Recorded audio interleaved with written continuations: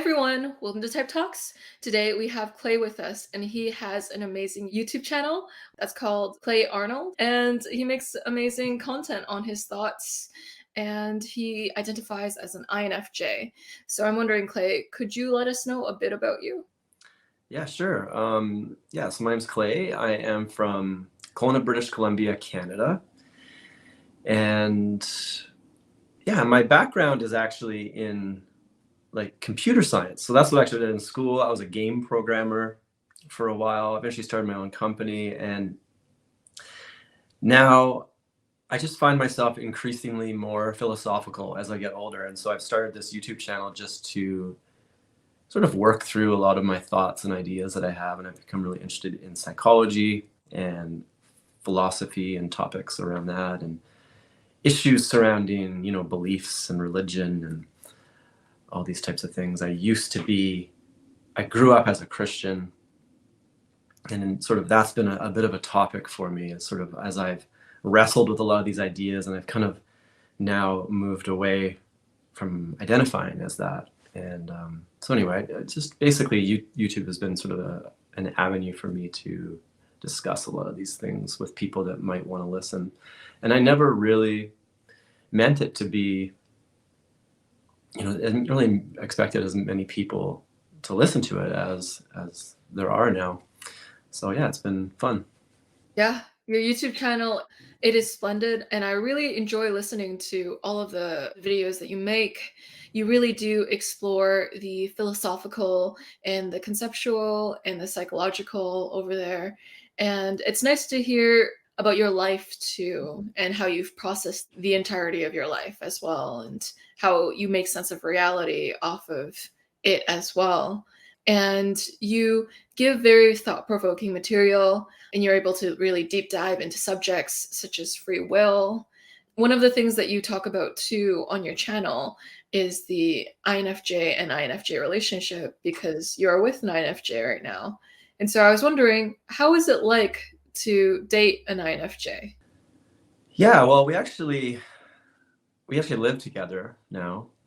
And so it's like, what do you call that? Is it just dating? It's probably more than dating, obviously, now. But yeah, we've been together for almost 3 years, and we were friends quite long before that. I think we met each other around 10 years ago, and we sort of slowly over time became friends. It wasn't like an instant thing, and it just became like this sort of deeper and deeper friendship until eventually we would talk quite a bit. But I've wondered why we initially became such close friends, and I think it was just that we both like to talk about random kind of deep topics. Like, it's just hard to find those types of people in life that want to talk about that stuff. So I think that's why we initially became friends, and then eventually that became more than that. And yeah, it's been a really interesting and fulfilling relationship for me so far, and I've undergone a lot of growth and changes sort of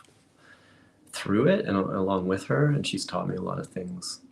That is one of the qualities of INFJs who end up together, is that they have really great conversations, and they talk a lot about these ideas on their mind, or about how they view certain issues.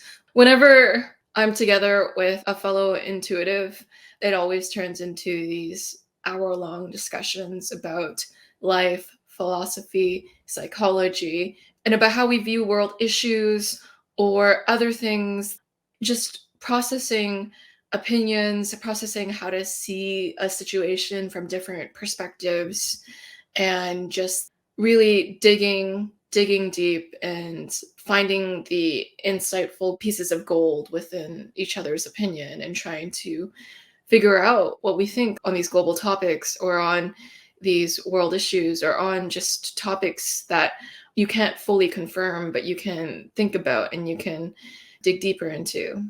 The unknowable and the unseeable. It's very fulfilling to kind of have someone to intellectually discuss that with, and to really go deeply into each other's thoughts together.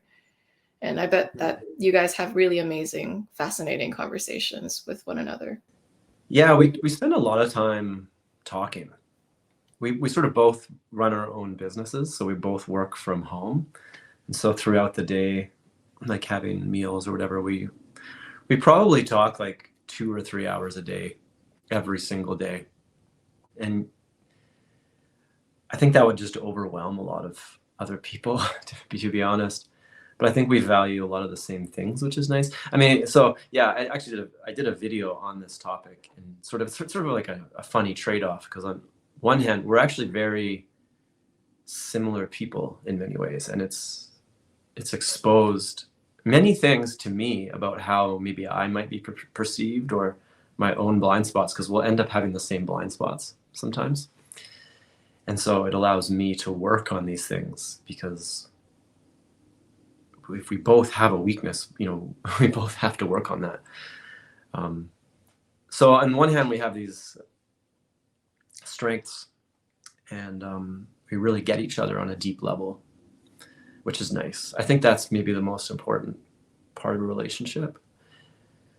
And I feel like one area where we maybe struggle a bit is just on the practical side of life a little bit, because both of us sort of live in this sort of abstract world. And so then we really have to like try hard to get down to like concrete, like cleaning the house and all these kinds of things like that. So we share a lot of these responsibilities and try to plug through it. Yeah, the practical day-to-day can be quite the task for sure. You really like to explore how issues are interconnected with one another, and how they play into each other, or how they're separate in some sort of way. It's just interesting to explore those things with another person who is interested in delving into these topics in depth. Because it's hard sometimes to find a conversation partner who values the topics that you value, or it's like it even finds it rewarding to go deeper into certain topics, because sometimes throughout life INFJs can feel like they're cut off in the middle of the things that they want to discuss, or that they won't have the opportunity always to talk about the things that stimulate them. So having a kind of conversationally stimulating partner who's also an INFJ is able to provide you that kind of fuel for your brain, or fuel for your thoughts, in a way that's really fun, and it never makes the relationship boring, because there's an endless amount of ways that you can plunge into the depth of each other's minds together and explore each other's minds and how you see different things. It's almost like, how do you perceive the world? How do you perceive the world? And spiraling into that depth together. Mm-hmm. Really cool.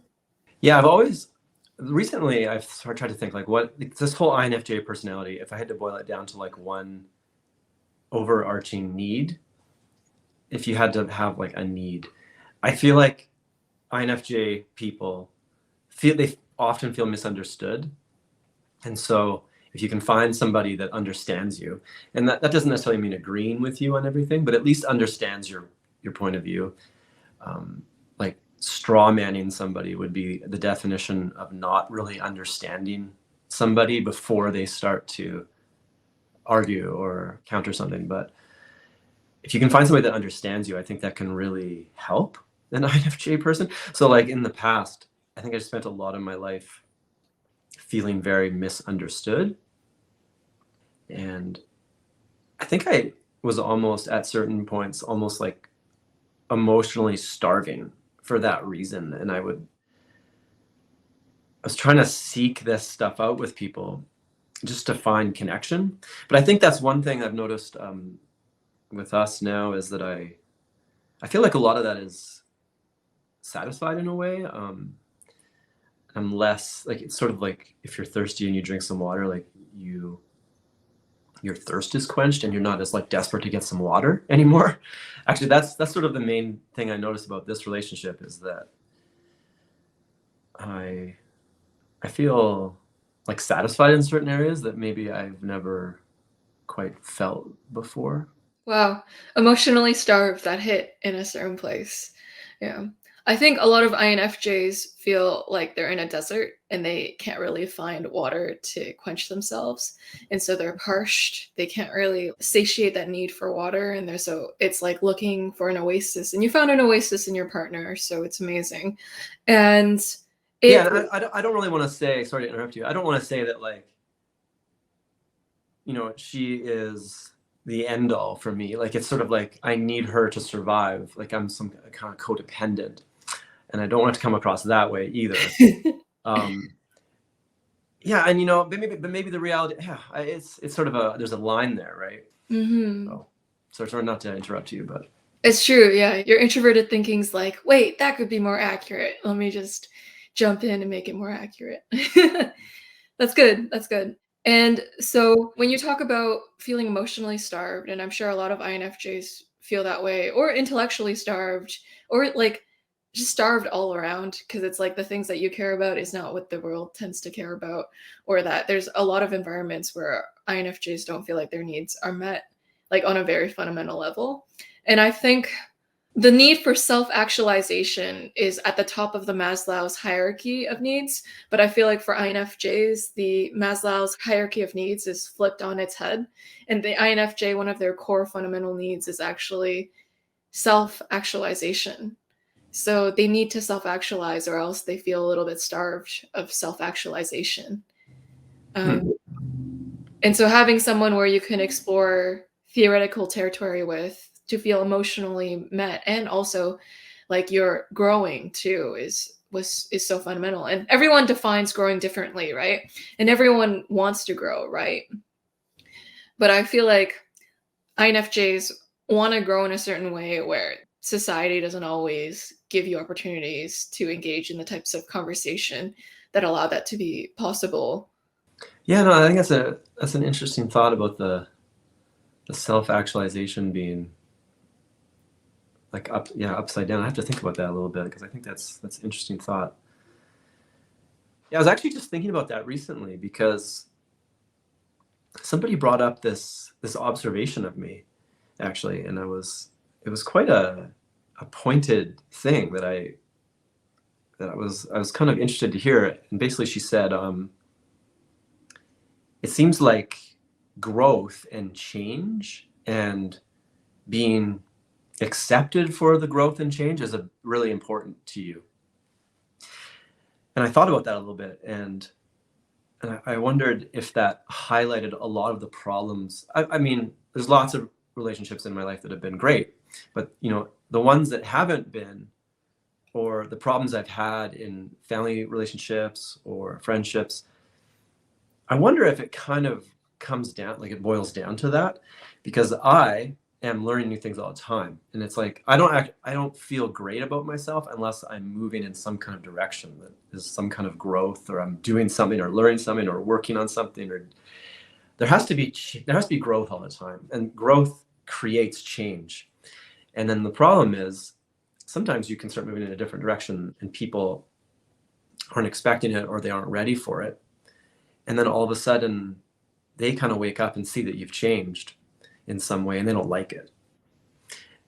And this creates problems, especially to a type of person who values this sort of almost like a firm state, like a state of not changing. It seems like lots of people find their comfort in unchanging things. Oh, you're not changing. That means you're safe and stable. And people that change and grow are sort of risky. And so that creates stress in them. And I wonder if that actually is a big part of it, and why. See, some people just, it's like I'm some kind of wild card moving off in all these directions all the time, and it's like I make people uncomfortable. I've wondered about that. That's really well put, Clay. Growth and change can really be seen as a wild card to people, because they're like, I don't know what to expect, and I kind of want to control it. So people kind of want to control things that grow a lot because they seem a little bit threatening, or they don't want to engage in it and they kind of want to deny it, or they want to just turn a blind eye to it. And one of the ways that INFJs can grow is by growing their perspective on topics. And that can be threatening because you might outgrow certain perspectives. And your way of thinking may not be always accepted around you too, because it's different. It's an innovative way of thinking in a way, because other people may not have wanted to go in that territory, but you're willing to explore certain thoughts that people don't typically, are okay with exploring. There's some sort of growth that happens from a good conversation that challenges certain fundamental assumptions that people hold very near and dear to them. So sometimes growing means outgrowing certain fundamental assumptions that people hold really close to their heart. And they can kind of see certain growth things as an attack on their fundamental beliefs on reality. It's almost like the INFJ growing, or any type growing, can be a threat to someone who's trying to hold really strongly to some beliefs that may not be compatible to the growth that's being presented.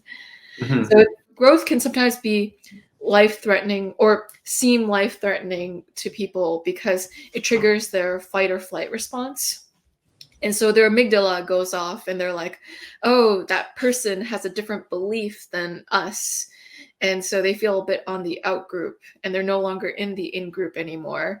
And so, as if a body fighting an autoimmune disease, your white blood cells are attacking the body, or your body is attacking itself with the autoimmune disease. People kind of attack people who seem more out groupish or don't think as much like them because it's threatening. And the fight or flight, the caveman instinct goes off, the hindbrain is on full guard when something is too new in a way that might seem negative, because it's like a bush shaking. It could be a bunny rabbit shaking that bush, or it could be a tiger shaking that bush. Either way, your brain might light up and tell you that it's scary and that you should be prepared for danger. And so, although we don't have those kind of threats in our day-to-day life anymore, we don't have to worry about tigers or some threatening part of the ecosystem trying to kill us all the time. We still have those responses, and those responses go off when people grow around us. And so sometimes some types who are more prone to needing to always grow and change, like the INFJ type, they might be threatening to the environment around them depending on how their environment's set up. And so Mhm. INFJs can feel very growth starved in their lives. And this is a fundamental human phenomenon too. So if you're another type and you relate, that's totally fine as well. But one of the basic things to take away from this is that when we're in environments that don't allow for the most core parts of us to thrive, eventually it will suffocate us and we will feel like we don't have the nutrients we need to thrive, because it's almost like maybe you're a rare breed of human being who really needs vitamin C, and maybe humans have, I don't know, like, this is a bad metaphor, but if, like, let's say like you need a new vitamin that doesn't exist, like you need a new vitamin that no one else needs, and your environment isn't able to meet it. And every time you try to call for meeting this need, like you try to do things where you're like, I think I know where to get this new vitamin that I know I need, because my body's, or my physiology, or how I'm composed of, it needs a different thing than other people around me need. The people around you will gaslight you, because they're like, why do you need that vitamin? Like, no one else around here needs this vitamin. You're crazy, obviously. So when you have needs that are not commonplace needs, you will be gaslit in whatever environment you are in. Bringing it all back, I think having relationships where we're able to meet certain needs because they also need that need met too, is a place where we can heal, or we can thrive, or we can truly dive into parts of ourselves we weren't allowed to dive into before.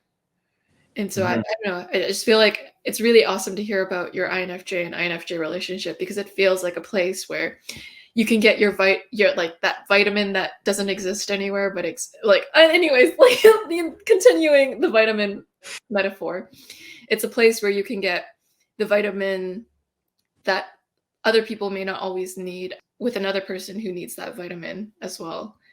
So you don't, Yeah. yeah. Hmm. Yeah. But I think it's not just emotional stuff, like you said before. Well, you didn't say that. Sorry. I think I used the word emotional starve, and then you said it could also be intellectual, and that's true. And I think, because I think, yeah, INFJs, everybody always just assumes, oh, they have an F, so that means they're just these like feelers.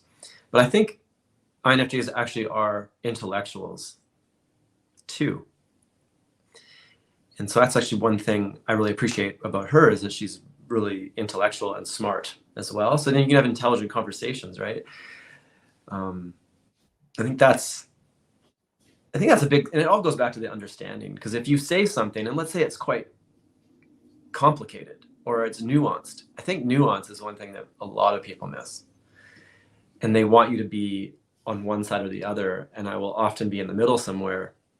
And as soon as they detect that maybe you're not where they are, they just sort of slide you to the other side of the spectrum. Like, are you a Republican or a Democrat? You know, like, you have to be one of those things. Not that I live in the United States, but so it's actually one thing I really appreciate about her, is that she seems to understand the nuance of things, and you can actually have a conversation. Yeah, it's funny. I heard this quote the other day. I almost want to find it now. It sort of goes along with this. I wrote it down. Oh yeah, here it is. A stupid man's report of what a clever man says is never accurate, because he unconsciously translates what he hears into something that he can understand. And so if somebody doesn't understand you, I think that's where all the problems come from, I guess is what I'm saying. So I think that's why I think that's what I strive for in my relationships now, is understanding. Does this person understand what I'm saying? Because there's just nothing more frustrating in life.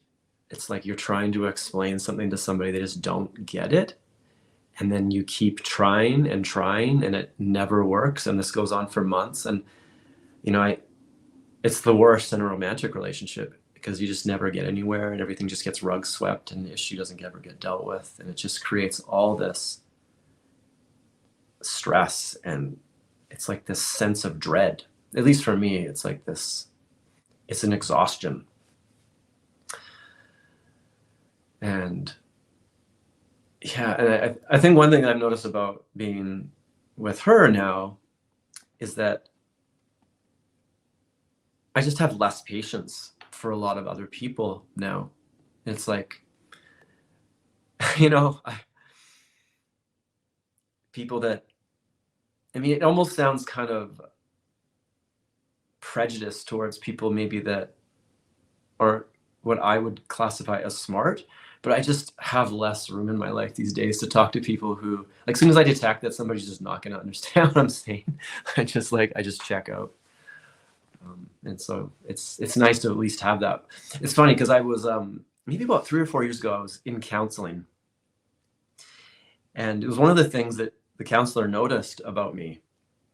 So at the time, I was at the end of a failing marriage that was based on a lot of misunderstanding, and she recognized that in me and said, like, quite clearly to me, she's like, you need to find some people that you can talk to about intellectual things, about emotional things, sort of whatever you need to talk about. It's like, you need to dive into some issues. You need to find some people who can do that. And it's really important that you do that, because you're almost like starving for it. So that's sort of where I got that thought.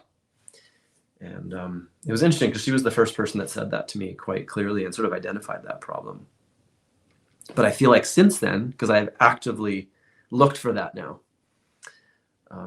everything has just become a lot more, it's just, my state of mind has really improved, because I feel less like a crazy person. Yeah, that's really, really well said, Clay.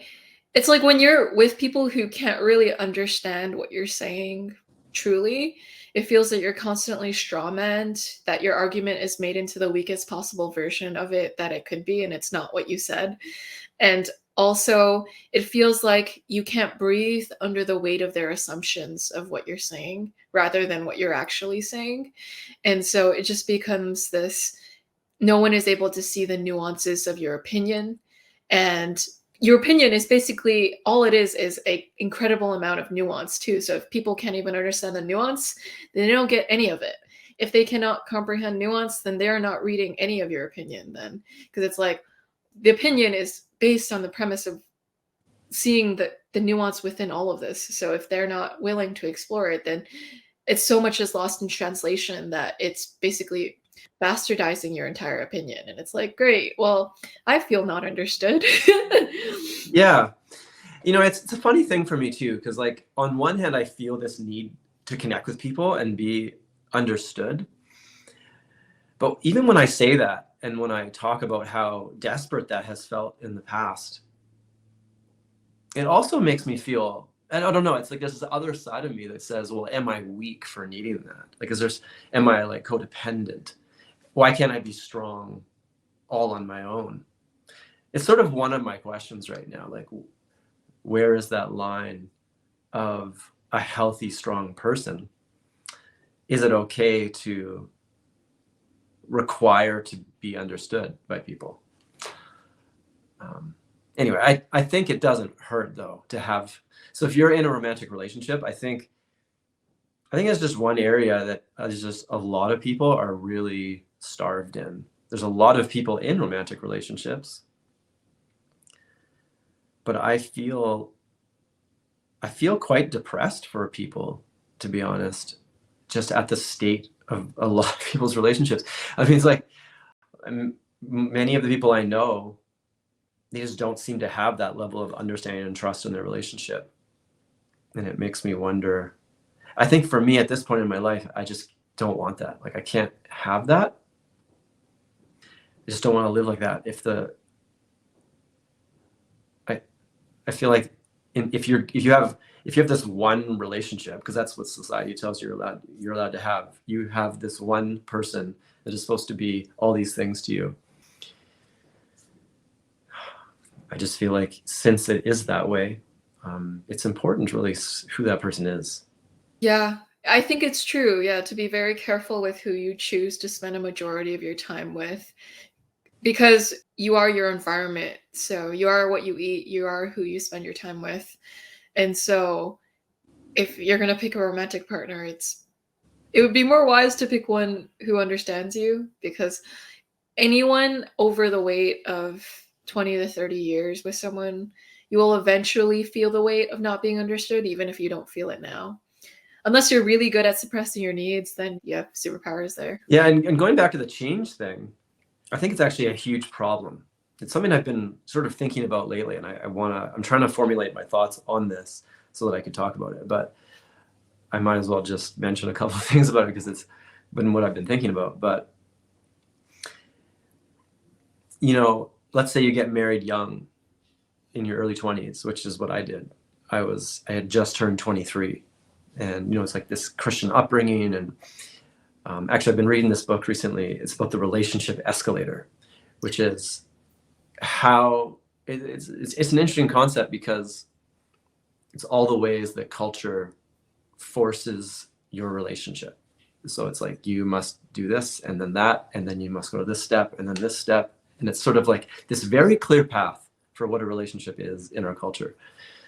And so going back to the growth and change thing, you could start a relationship and you could be in one place, and this person, you might actually mesh quite well. But what happens when you've got this drive for growth and change? And so you start doing that and you're discovering new things, but then along the way, your values start to change. And then this person, maybe they're sort of one of those more fixed people that they don't change at all, or they change slowly, or maybe they change on their own in a different direction. And like, how does this work for a relationship? Because then you end up with all these people, they might get married when they're young, and then 10, 15, 20 years later, they're not even connected anymore.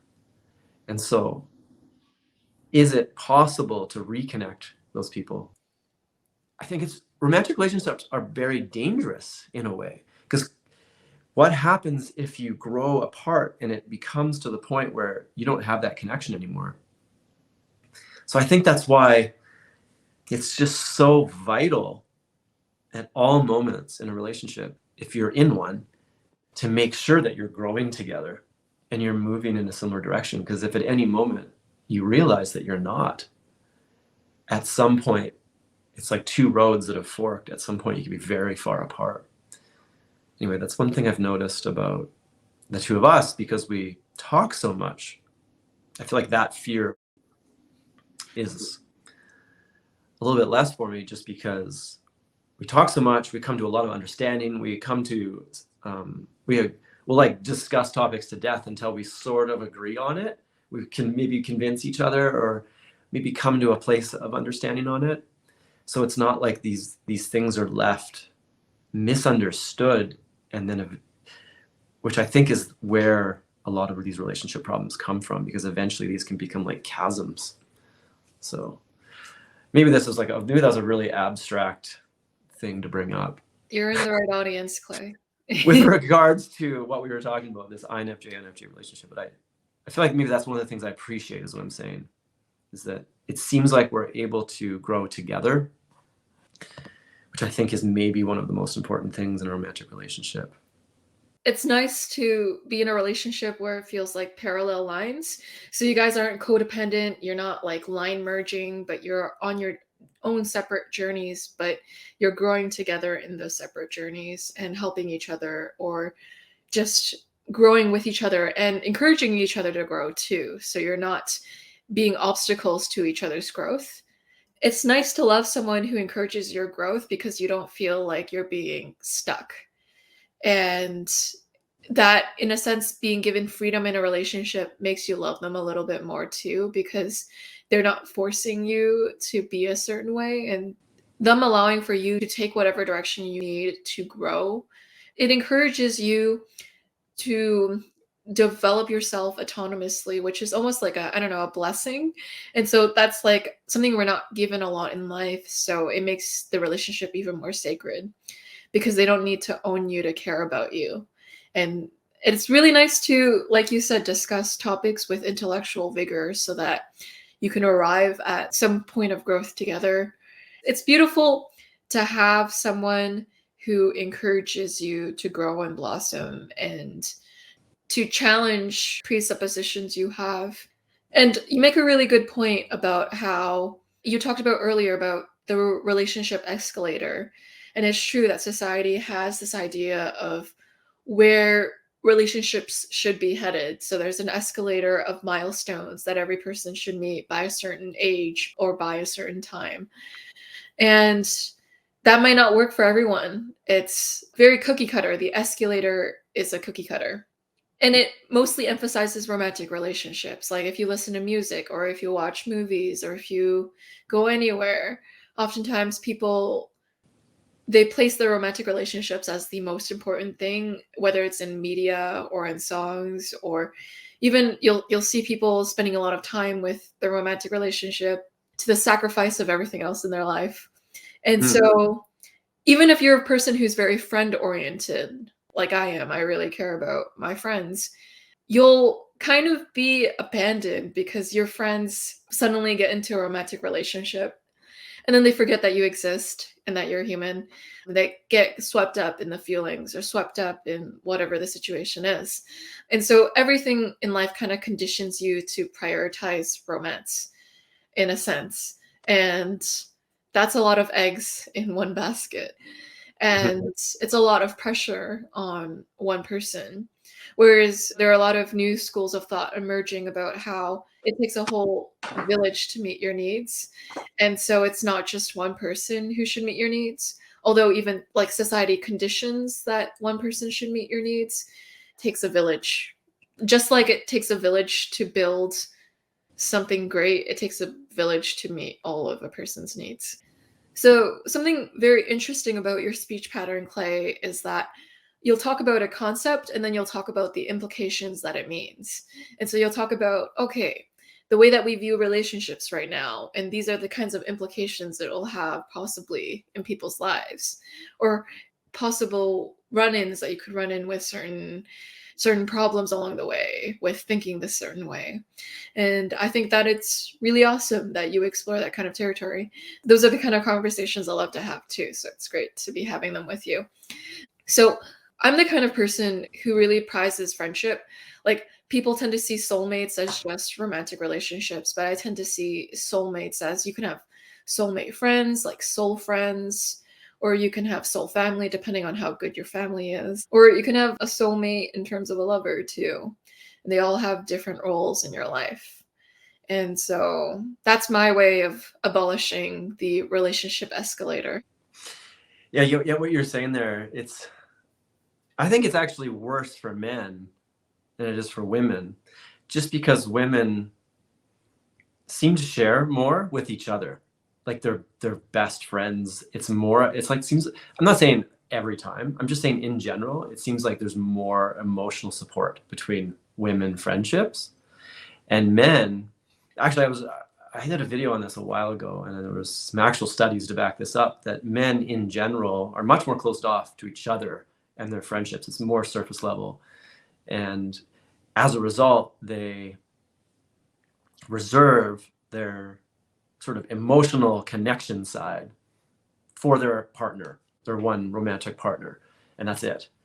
And so that's why quite often when there's a separation or a breakup or a divorce or whatever, they say in general women do a little better because they've got a emotional support elsewhere, and many men just have nobody else. And so now they're just completely isolated emotionally. They have no emotional support. And that's a problem. I think that's part of the whole relationship escalator, especially I think for men. It's like men, sort of all these cultural norms that are assigned to men. It's funny because me and Lexi, we talk about this kind of stuff all the time. She sees a lot of like the women's issues and perspectives, and I see sort of a lot of the men's issues and perspectives. And we both sort of see how, I see a lot how men are screwed up and how they could be repaired, and she sees it from a women's perspective. That's actually one really interesting thing about when we have conversations about this that I find valuable. But anyway, I feel like I'm off topic now. Going back to what you said there about friendships, I thought that was interesting too. I'm trying to remember all the things you said, because you say a bunch of interesting stuff, and I wanted to respond to a couple of things. But it's kind of a shame, like you said there, that the romantic relationships are prioritized above your regular friendships. I think that actually might be a shame, because it's like you could have like a really close group of friends, and then some couple of people get married, and then it's like you never hear from them again, right? And it's like their job, they think now, is to become this, almost shut themselves off from the world and like focus all their attention on this person, which I think is a bit of a shame. And I asked the question, why is that? Like, why do you have to? Well, culture, it's part of that relationship escalator. It's you're told to prioritize certain things. Sometimes I ask, what would it look like to have like a marriage, but you also prioritize your friendships at the same level, and to not have this element of control associated with that, to say, what are you doing? Why are you hanging out with that friend so much instead of me? But of course, a lot of that comes down to, if your needs are met, then maybe you don't feel like, if you feel like your needs in a marriage aren't being met, but then they're hanging out with all these other people constantly, maybe that's a good reason to be upset. But if your needs are met, then why can't people put their energies elsewhere as well? I have a lot of questions surrounding a lot of this stuff, and the conversations don't usually go very well with people that aren't willing to expand their minds a little bit, is what I've noticed. But it's one thing me and Lexi talk about a lot. Yeah, I hard relate to your perspective, Clay. Very well articulated. I find that even people in unhappy relationships sometimes prioritize them over their friends. And then I'm like, you're not even happy in your relationship. Why are you prioritizing it above every single thing in your life? It always perplexed me, and I never understood why. So I'd have friends who are like in these relationships that they're unhappy, and they're also not getting out of it, and they're also ignoring all of their other friends for it too. And so I guess there's a bit of neglect and resentment speaking from there too, but it's like there's no happiness reason for why you should stay planted there. So there has to be some sort of other psychological factor underpinning this. And like you said, Clay, it's probably the relationship escalator, the feeling like they're supposed to be doing this. And so they just end up allocating their energy towards what they're supposed to be doing, even if it doesn't resonate at all with who they are or what they want for their life. It's the pressure, the peer pressure of the escalator. It causes people to do things that are very against their true will, or against their happiness, or against what their body is telling them. Because sometimes your body knows you're unhappy quicker than your mind does, because your mind can try to tell you, hey, just keep going on the escalator. But on some level, your primal self knows that it's not right. And it takes a while for the primal sensations to really, like, for your mind to catch up to those primal sensations. So you may know that you're unhappy, but your mind may not be able to admit it to itself, because it's covering up your unhappy emotions with your thoughts. And it's like, well, look, you have this going for you, this going for you, this going for you, but you're not allowed to listen to what your heart of hearts actually knows about the situation. So we're conditioned out of paying attention to what we would actually need to be fulfilled, or for our well-being to be met. So we can be starving, like what people have told you in the past, Clay, but you need someone else to tell you that you're starving, which is the most peculiar sensation. It's interesting how we cannot fully register that we are starving. We know it on a certain level, but we can't fully come to terms with it without something in the external world also confirming it as well too. It's like they are the final straw on the camel's back to break the self-neglect, or to break the cycle of things not working for you. It's like you can finally be honest with yourself. It takes a lot for people to be honest with themselves. Just like with everything.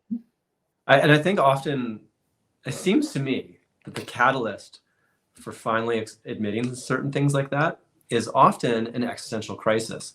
So I know, and it seems to have happened to a lot of my friends, or their male friends, they're in the process of it.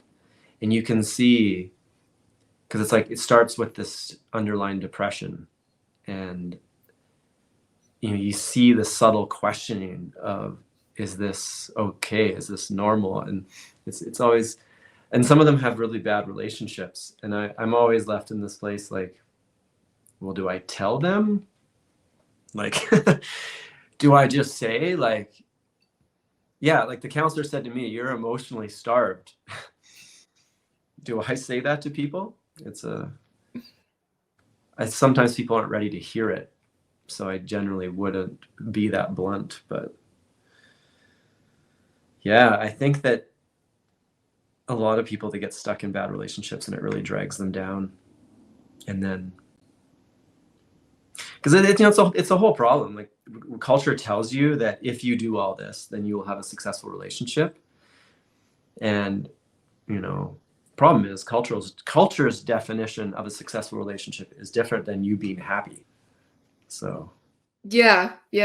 It's almost like a lot of things in your life prioritize security, safety, or following the norm above your happiness. And so it takes a conscious effort. If you actually want a happy life, you have to go against some of the systems in place in the world, or in your life, or in your relationships, or in everything. And I kind of wonder with an INFJ, actually, if you're going to be in a romantic relationship, if you need somebody that's also like that. It's sort of what I wonder, like, because I question so many things. I question all the systems. I question all of culture. I point out so many contradictions and all the problems and issues that just don't make sense. And if somebody sort of just looks at me like blankly when I say those things, I don't think that's good. So that's actually one nice thing about Lexi, is that she sees all the same stuff. And so we kind of just feel like we're over here kind of navigating the chaos together. And for some reason, that's comforting in a way. It is. You're right. INFJs, they do question everything. And so it's nice to have people who can meet you where you're at. And also, you mentioned how with INFJs, it's not just the emotionally starved, it's also the intellectually starved. On a nerdy level, so with introverted thinking, which is the INFJ's thinking function, we tend to identify with our introverted functions more because they feel like more of us. The introverted functions are more you, almost. So if you have introverted thinking, you can identify more with how you think about things, or your thoughts. Or if you're a thinking type too. Or if you're an introverted feeling type, like an FI type, you can identify with your feelings more. Or if you're just a feeler type, you can also on some level identify with your feelings in a different way. But overall, like, we feel more like our introverted functions because they're more personal to us, that we spent more time actually ruminating over it and truly trying to make sense of those functions, or trying to delve deeply into those functions. The more you know, anyways. Mhm. And I also really liked your point, Clay, about how the existential crisis is the catalyst that sets off a lot of change within people's lives. There are different words for this, like ontological shock or ontological shift. And so it means that you have to break down some sort of fundamental viewpoint of reality that you have, some fundamental assumption of reality that you have. Whether it's someone deconverting from a major religion or going through a divorce, some sort of major life event or something creates this need for you to change your assumptions from the ground up. And it creates that little push you need sometimes to really think about your life and what you actually want for your life. And so that you become more cognizant of your own needs almost. Over time, I think that a lot of people are conditioned to fall asleep to their needs. And I think it happens maybe because of early childhood trauma. Maybe we've had to listen to our parents and put aside what we think or feel to do the things that they wanted us to do, or that there's some situation in childhood that caused a trauma that we're still operating off of today. A lot of people are still at age 10 with their decisions just because if you haven't had the time to fully process your childhood trauma, which it takes a lifetime to, you end up acting from it. And so we don't realize that we're acting from it until it causes a lot of baggage in our life by accident. And necessity is the greatest teacher. So it's not until it's necessary to reevaluate how we've been living. It's easy to keep going on autopilot with the decisions that we're making. And it's not until something shakes us off of the autopilot that we then reconsider the path that we've been going on. But it's nice to have like a fellow person to think about. Like for you, Clay, you have Lexi to talk to about these issues. And it kind of allows you space to have honest conversation, which allows you to not fall asleep to yourself, because if you're given the chance to voice your perspective with another person, it allows you to be more in touch almost with what you think of a situation or how you feel about a situation, and explore it and question it without being shut down. And, yeah. Mhm. Yeah, and she calls me out on stuff too. Mhm. And I think that's the thing, is we both of us can be quite blunt sometimes. So I think maybe that's actually one of our well, I don't know if it's a weakness. It's just a reality, is like, I think we're both quite sensitive. Maybe that's the way to say it. So you gotta be more tactful in how I say something. I can't just blurt it out, because she'll take it personally, maybe just like I will. So, but yeah, going back to your other point there about, basically being a people pleaser or your own needs, right? And I think that's true. I think it's one of maybe the fundamental human struggles. It's like, how much do you do that other people want you to do versus things that you think are right, or that think you should do. And it's like, on one hand, if you only do what you want, you're like a narcissist. Then if on the other end, if you only do what everybody else wants, you're like the ultimate people pleaser, codependent. So it's like finding this balance of your own needs versus what other people want. Mm-hmm. But you also have to make sure that is appropriate. And it's sort of one of those things, again, about that escalator thing, when people put these needs, or not, they put these requirements on their relationships without any logic behind it. And it's simple. The only reason is, well, you can't do that because essentially that's what the escalator states. Those are the kind of arguments that I don't do well with these days, I've noticed. Yeah, the just follow it because I said so, or just do it because everyone does it, is not a good argument. They're cognitive fallacies. They're cognitive biases. So it's not cool.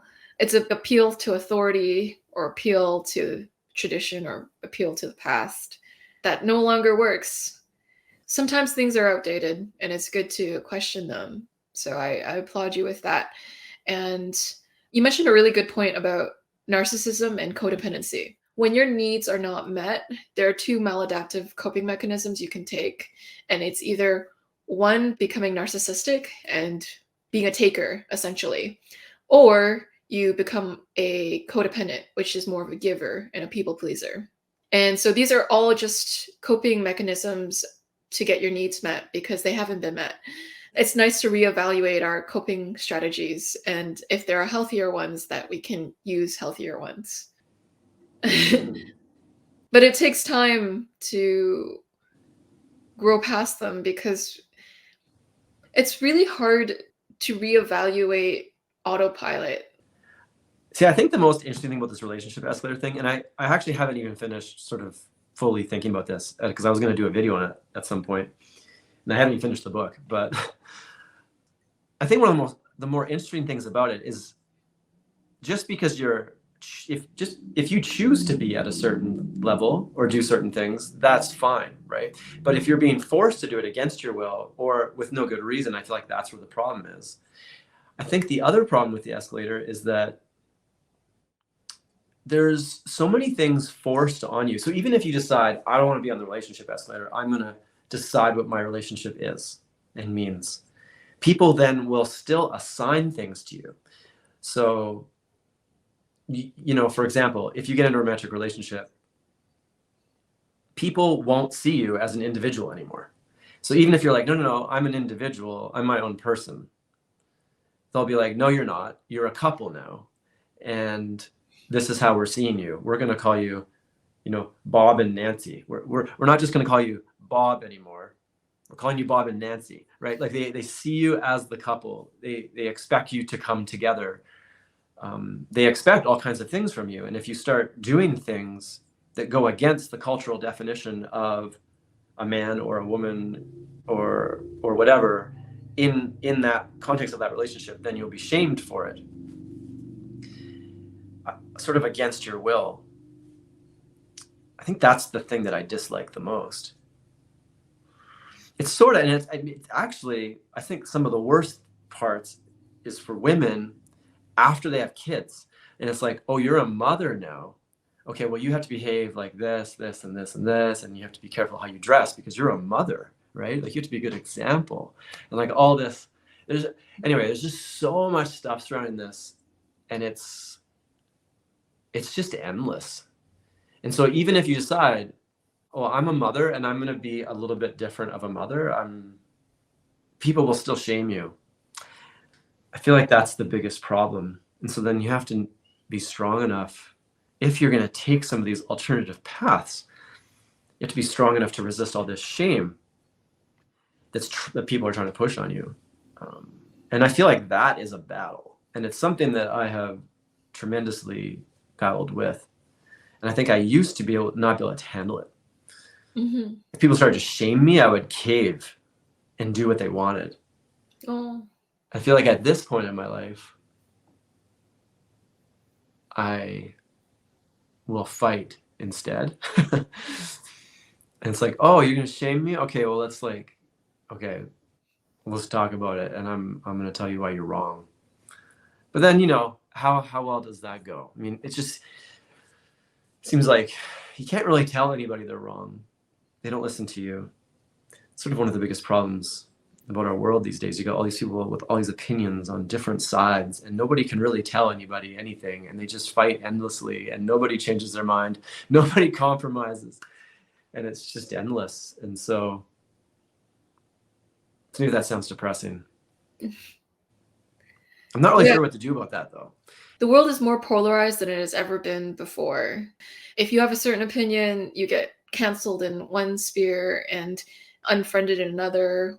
Even within the type community, you'll see that too. So people are either like, I only care about the functions, or I only care about the dichotomies.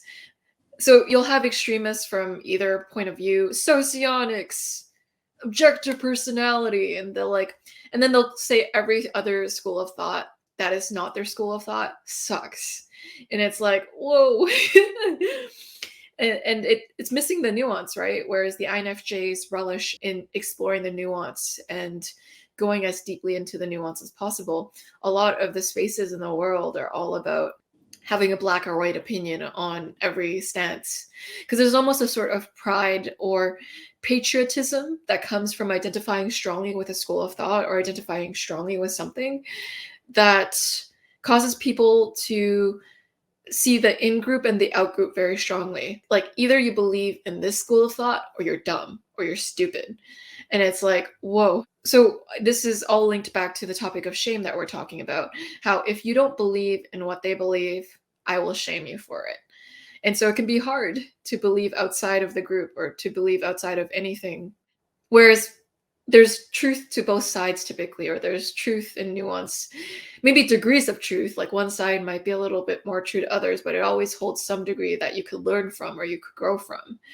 And so instead of taking what they can learn or grow out of each perspective, they are close to one perspective and open to the one that they already have. And then it's like war, but it's like, it's not physical war because we're not throwing actual spears to each other, but we're actually like throwing intellectual spears at each other, where we're willing to attack people who don't believe like we do. Which, maybe you do have the belief that is the better one, but isn't it more easy to convince other people if you were not throwing attack items or machine guns, machine gun bullets at them? Because they'll listen better if you don't. Yeah, totally. There's this guy I like to listen to on YouTube, and I think it's just called Street Epistemology. So he does that. Have you seen that? Like Street Epistemology? Have you heard this term before? Oh, I'll check it out. It's basically challenging people's beliefs. And this guy has this whole method on how to do it. It's actually something I've been trying to learn, because I think I've just come to the realization that you can't tell anybody anything. That's it. Like, as soon as you get to the point where you're telling somebody something, it's pointless. Mm-hmm. And they're not going to listen to you, especially if they think you're on the other side. So if you're an X and they're a Y, and you are giving your opinion and they think you're on the other side, they won't listen. So this guy has this really interesting channel on trying to explore people's beliefs, and he only asks questions. I think that's really the root of it. So he doesn't actually tell anybody anything. He just asks questions, question, and tries to make them almost unpack their own belief. And it's not just religion. It could be any belief that you have. Mm-hmm. I believe the world is flat, or whatever. You can, other than saying, you're an idiot, the world isn't flat, it's round. You just begin to ask questions and try to get to the point where they say, they maybe don't know why they think something. They don't have a reason. I think that's something I've been trying to learn, and then I try to practice this process on people. Yeah, it's the Socratic method, the questioning and getting people to arrive at it themselves. It's genius. I'll check out that channel, or I'll check out that school of thought for sure. A lot of people get really frustrated though when you ask them for their reasons, is what I've noticed. And that's usually now when I just say, okay, well, we're just not meant to talk. Oh, yeah, relatable. And so, Clay, thank you so much for coming out today and sharing your wonderful INFJ wisdom nuggets with me and the audience. I have been made better for it, and I'm sure everyone hearing has as well. It is such a delight to hear about your INFJ plus INFJ relationship with Lexi. And I also appreciate, Clay, your YouTube channel. It is really good, thought-provoking, and you explore human issues, societal issues with a lot of depth, consideration, and carefulness and thoroughness. And you're really good at looking at the nuance. While there's a lot of black and white in the world, you're able to see the gray or even the shades of color within an opinion. So you're like, wow, look at all of the red, blue, purple, green in this. Like, it's not just green as people say, but it has so much more to it. I appreciate the amount of deep sea diving or the amount of depth you put into arriving at the conclusions or the opinions and the thoughts that you have. It helps people become more self-actualized. Like, you help people grow through making content where you're telling people about your growth journey and your growth in thought. So you are the catalyst to the growth in your audience, and I am one of your audience. So thank you. Yeah, well, no problem. Thank you for the thoughts. It was kind of you. Yeah. And so feel free to check out Clay's YouTube channel. I'll have it linked down below. And I hope you all have a great week. Take care. Bye. See you